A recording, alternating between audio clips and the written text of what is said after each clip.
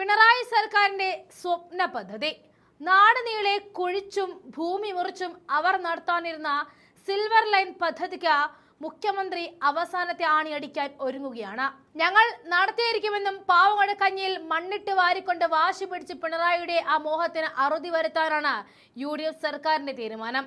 ഭൂമി ഏറ്റെടുക്കൽ വിജ്ഞാപനം റദ്ദാക്കണം, മഞ്ഞക്കുറ്റുകൾ മാറ്റണം, കേസുകൾ റദ്ദാക്കണം, അറസ്റ്റിലായവർക്ക് നഷ്ടപരിഹാരം നൽകണം എന്നീ ആവശ്യങ്ങൾ ഉന്നയിച്ചാണ് സിൽവർ ലൈൻ വിരുദ്ധ സമരസമിതി മുഖ്യമന്ത്രി VD സതീശന് നിവേദനം നൽകിയത്. ഇതിന് നടപടിയെന്നോണം ഭൂമി ഏറ്റെടുക്കൽ നോട്ടിഫിക്കേഷനും റദ്ദാക്കണം, പദ്ധതിക്കായിട്ട് സ്ഥാപിച്ച മഞ്ഞക്കുറ്റുകൾ മാറ്റുവാനും നിർദ്ദേശം നൽകും. പിണറായി സർക്കാരിന്റെ സ്വപ്ന പദ്ധതികളിൽ ഒന്നായിരുന്നു സിൽവർ ലൈൻ പദ്ധതി. കേരളത്തിന്റെ തെക്കേ അറ്റത്തു നിന്നും വടക്കേ അറ്റത്തേക്ക് യാത്രാ സമയം 4 മണിക്കൂറായിട്ട് ചുരുക്കാൻ ലക്ഷ്യമിട്ട് ആസൂത്രണം ചെയ്ത അർദ്ധ അതിവേഗ റെയിൽവേ പദ്ധതിയായിരുന്നു അത്. 529.45 കിലോമീറ്റർ ആണ് പദ്ധതിക്കായുള്ള പാത നിശ്ചയിച്ചിരുന്നത്. കേരള റെയിൽ ഡെവലപ്മെന്റ് കോർപ്പറേഷൻ ലിമിറ്റഡിനായിരുന്നു പദ്ധതിയുടെ നിർമ്മാണ ചുമതല. തിരുവനന്തപുരം, കൊല്ലം, ചെങ്ങന്നൂർ, കോട്ടയം, എറണാകുളം, തൃശൂർ, തിരൂർ, കോഴിക്കോട്, കണ്ണൂർ, കാസർഗോഡ് ഉൾപ്പെടെ 11 ജില്ലകളിലൂടെയാണ് പാത കടന്നു പോകുന്നത്. മണിക്കൂറിൽ 200 കിലോമീറ്റർ വേഗതയിൽ സഞ്ചരിക്കും. പദ്ധതി നടപ്പിലാകുന്നതോടെ ഗതാഗതക്കുരുക്ക് ഗണ്യമായിട്ട് കുറയ്ക്കുവാനും യാത്രക്കാർക്ക് യാത്രാ വേഗത്തിലാക്കുവാനും കഴിയുമെന്ന് സർക്കാർ അവകാശപ്പെട്ടിരുന്നു. എന്നാൽ ഇന്ന് ചേരുന്ന അടിയന്തര മന്ത്രിസഭാ യോഗത്തിൽ ഈ സ്വപ്ന പദ്ധതിക്ക് പൂട്ടുവീഴാൻ ഒരുങ്ങുകയാണ്. കൂടാതെ വരാനിരിക്കുന്ന നിയമസഭാ സമ്മേളനത്തിലെ ഗവർണറുടെ നയപ്രഖ്യാപന പ്രസംഗത്തിലെ കരടും മന്ത്രിസഭ പരിശോധിക്കും. അതേസമയം വകുപ്പുകളെ ചൊല്ലിയുണ്ടായിരുന്ന ആശങ്കകൾ UDF മാറ്റിയിട്ടുണ്ട്.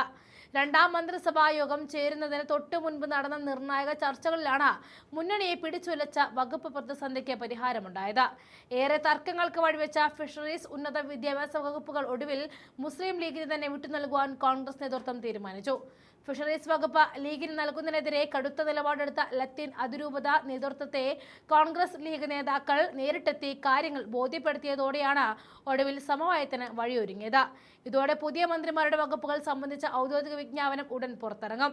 തർക്കങ്ങൾ പരിഹരിച്ച സാഹചര്യത്തിൽ മന്ത്രിമാരുടെ അന്തിമ വകുപ്പ് പട്ടികയുമായിട്ട് മുഖ്യമന്ത്രി VD സതീശൻ ഇന്ന് തന്നെ ഗവർണറെയും സന്ദർശിക്കും.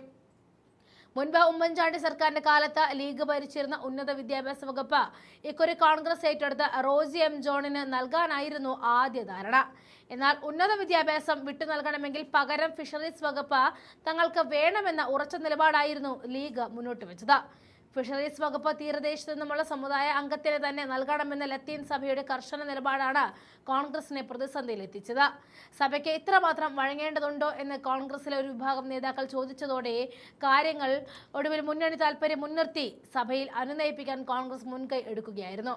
കോൺഗ്രസിനുള്ളിലെ ഗ്രൂപ്പ് തർക്കങ്ങളിലും അവസാന നിമിഷം വലിയ അഴിച്ചുപണികൾ നടന്നു. K. മുരളീധരൻ ഉറപ്പിച്ചിരുന്ന സുപ്രധാന വകുപ്പായ ദേവസ്വം വകുപ്പ് AP അനിൽകുമാറിന് നൽകുവാനാണ് ഏറ്റവും പുതിയ ധാരണ. നിലവിൽ തനിക്ക് ലഭിച്ച വകുപ്പുകളിൽ പൂർണ്ണ തൃപ്തനല്ലാതിരുന്ന അനിൽകുമാറിനെ അനുനയിപ്പിക്കാൻ വേണ്ടിയാണ് I ഗ്രൂപ്പിന്റെ കൈവശമിരുന്ന ദേവസ്വം വിട്ടു നൽകിയത്. പകരം K. മുരളീധരന് ആരോഗ്യത്തോടൊപ്പം തന്നെ സ്പോർട്സ് വകുപ്പും കൂടി നൽകി തൃപ്തിപ്പെടുത്തും. മുഖ്യമന്ത്രി VD സതീശന് പക്കലുള്ള കൂടുതൽ തന്ത്രപ്രധാനമായ വകുപ്പുകൾക്കായിട്ട് KC വേണുഗോപാൽ പക്ഷം ശക്തമായ സമ്മർദ്ദം ചെലുത്തിയെങ്കിലും വിട്ടു നൽകാൻ സതീശൻ തയ്യാറായിട്ടില്ല.